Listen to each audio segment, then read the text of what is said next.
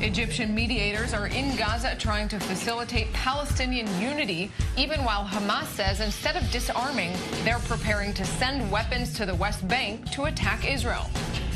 The Israeli military with a stern warning to Lebanon's Hezbollah militia. If war breaks out again, its leader Hassan Nasrallah will be a prime target.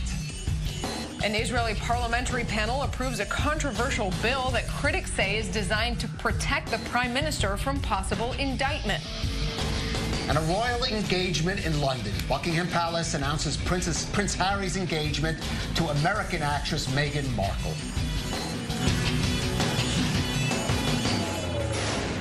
Welcome back to the Rundown. And over the last few months, Saudi Arabia's powerful young crown prince Mohammed bin Salman has taken some bold steps.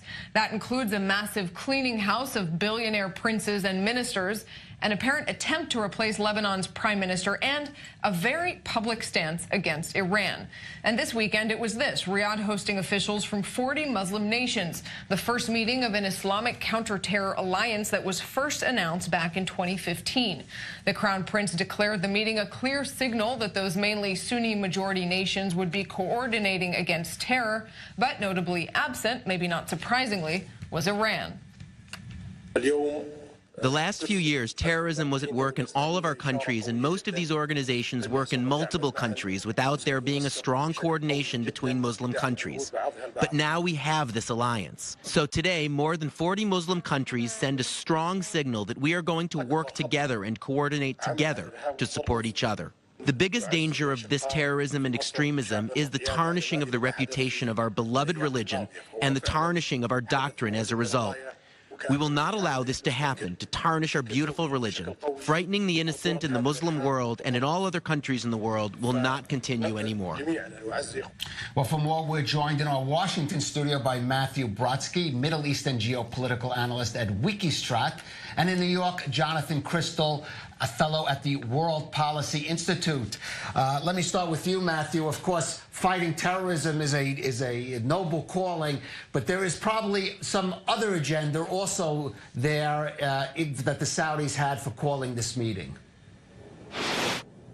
Right. Well, first of all, the main concern as far as the gathered nations have is Iran, pushing back in Iran. But I think this goes a long way toward what President Trump has been wanting to do, which is in the region. He doesn't want to have America involved in all of the disputes. And after ISIS in Syria and Iraq, and after al-Qaeda, there needs to be a Sunni coalition that is willing to take on the challenge of rebuilding the areas and holding them, and then to refute and to reform that form of Islam and the radicalism that it preaches. So I think that is obviously a secondary thing that the Trump administration is definitely going to be looking for. We'll need to see actions more than words, but it's a step.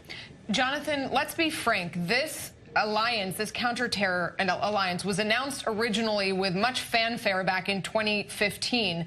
Has it done much since then, and why would it now be effective 2 years later?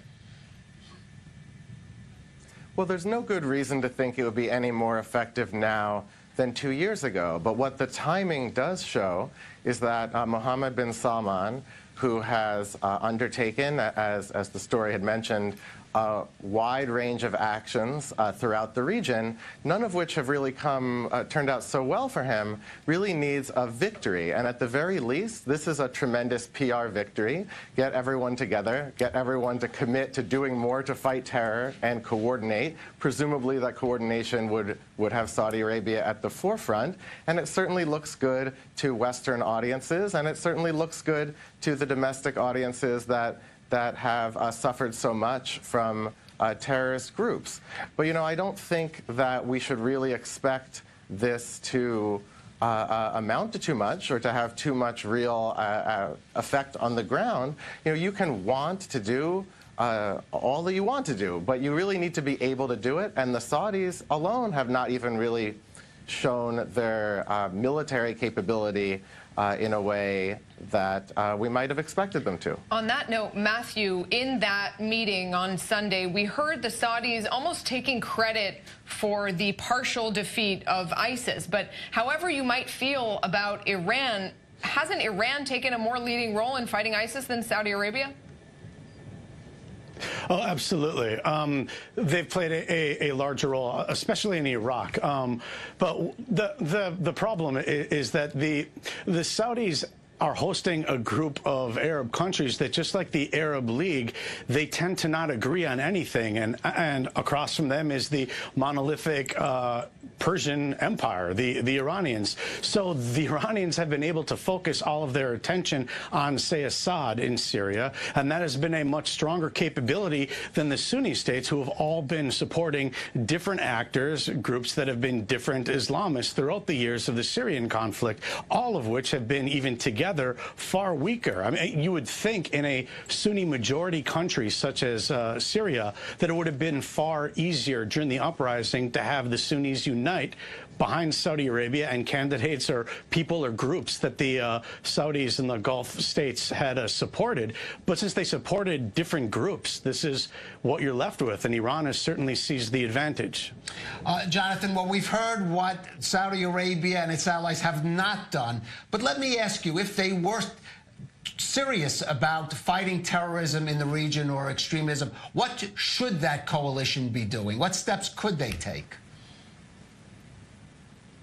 Oh, it's a very good question. I mean, I think that what they really need to do, and what Mohammed bin Salman has indicated he was going to do, is first and foremost stop prominent, wealthy Saudi families from funding extremist mosques around the world. And I think this is perhaps the most important thing that Saudi Arabia can do. Their government doesn't necessarily do this per se and sponsor terrorism the way the Iranian government does, but there are major actors in Saudi Arabia that do. And Mohammed bin Salman has indicated he is going to change that. I think that hopefully he will be successful at it. As a coalition, they really need to work on their interoperability, which I think is virtually non-existent. And really, these states need to build up their own capacity before they can really affect to do much together. Saudi Arabia and some of the Gulf states have a lot of money. They spend a lot of money on arms, but what they don't have are the people to use them, and they rely on other states to provide those people. And that has been shifting. Other states have been less willing to provide the sort of frontline troops. And I think that there is some feelings of inequity among this sort of coalition. So I think that they really have a lot to do. They need to really build up trust, they need to build up capacity, and they need to work on interoperable systems. And Matthew, I wonder if, you know, there's been a lot of talk, we're talking to you here from Israel, a lot of talk about the shifting alignment in the Middle East that is perhaps leading to some kind of cooperation or shared interest between Israel and this group of Sunni Arab states. Could something like this be one step further along that road? It certainly could. I mean, there are absolutely, with Iran, there's a shared interest. There also is a shared interest in not having the situation continue as it is currently in Lebanon, and how it looks like Syria is going to develop in the future. The countries are all very much aligned with Israel's strategic vision, and obviously Israel is more strategically capable. Whether that lasts or whether what the Gulf states can bring to the table besides money will yet to be seen. But one can imagine that might come into play if there is a conflict, a furthermore region-wide conflict that involves Israel in the future, as to what the other Arab states' positions would be. All right, Matthew Brodsky in Washington, Jonathan Cristol in New York. Thank you both very much for weighing in here. And interesting a little bit of what they said, that the Saudi Arabia-led alliance has been so fractured and can't agree on anything that they haven't been able to achieve anything, while Iran has been with one clear line. You could say the same of the Syrian opposition and the Assad regime. One has sort of been clear on its goal, the other has been fractured, and we see those results pretty clearly. This could be a first step in changing that situation. We'll have to see. Potentially. All right, we're going to go out for a quick break here, but still to come after the break. In depth and looking ahead to tomorrow, round 8 of UN-led negotiations in Geneva, and this time a lot has changed on the ground. So can this time be any different?